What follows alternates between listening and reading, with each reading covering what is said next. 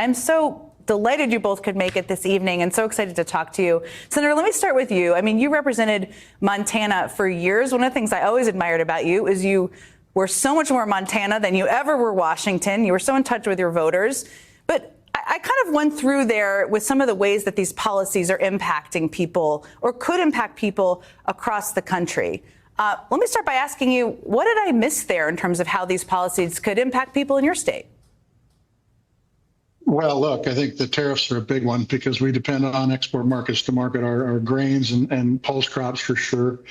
I think what he has proposed to do with the Postal Service is an incredible nail in the coffin for rural America. I think if you take a look what he's done with the VA, 10% of the people who live in a rural state like Montana are veterans. And you can say you're not cutting benefits, but if you don't have the people in the VA to be able to deliver those benefits, you have cut those benefits. And then if you take a look at what he's done to the Forest Service and the Park Service, the recreation economy and outdoor economy in Montana is worth about $6 or $7 billion a year. If that becomes screwed up, which it appears it's headed in that direction, it's going to have a major impact on the economy in the state. So I agree with you. I think that if you take a look at what he is doing, and he did this in the last term, pitting Democrats versus Republicans and liberals against conservatives, he's now doing it on the world stage. He's trying to pit America against everybody else except for China and Russia and North Korea and Iran. And that's a bunch of crap. And I can tell you that if this continues on and Democrats don't get a good message and don't push back, it's going to get pretty ugly for rural areas in this state and this country. I want to ask you about that. I want to just ask Mitch first before I come back to you on that. And a bunch of crap. We need T-shirts that say that. So I'll just say that. Mitch, Amen. Let me ask you, because I think it's so important. We're really trying on the show to help people understand the impact of these policies. We get so mired in kind of government bureaucratic speak in Washington. Let me ask you about NOAA and FEMA. I mean, these are two agencies in the administration's crosshairs, two things that do a whole lot to help a lot of people, red states and blue states. You know how much they help people. What do you think about that, especially given the storms we've seen over the past few days? Yeah. Well, Jen, thanks. And Senator Tester, it's great to see you. Thank you for your service to our country. You were great. I thought the litany that you outlined in your opening was really, really good. And I agree with everything Senator Tester said. Donald Trump basically is using his power to hurt people and to tear things down because he wins by division. That's the common denominator through all of this. So let me focus just on one thing. I'm aware of all the things Senator Tester talked about, and I agree with them. But NOAA, for folks that don't know who they are, they're a bunch of really great, smart people that help people like me when we were mayor of a Gulf Coast town to be able to see when hurricanes, tornadoes, and floods were coming our way so that we could get people out of the way and save people. And when I was mayor of the city of New Orleans, I worked with NOAA, if not on a daily basis, on a weekly basis, because when hurricane season hits, we are at attention. I'm telling you, we're standing on the parapet looking out, for all the places, and officers of Homeland Security are there. So when we see a storm out, and we've got to see it 140 hours out in order to be able to start moving people if it comes to 130 and to 90 and to 60 and to 30 and then to 20. Listen, Katrina, for everybody that watched, was a catastrophic event. We lost 1,800 people. Had NOAA not been there and had we not moved when we would have, we could have lost 10,000 people. And so it is one of the most unpolitical organizations that exist. They're just there to try to save lives.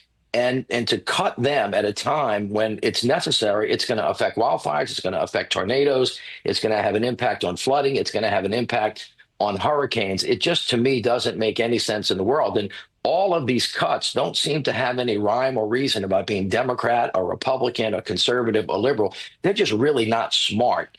And they're going to hurt people in a very big way if the president continues along the path that he's on.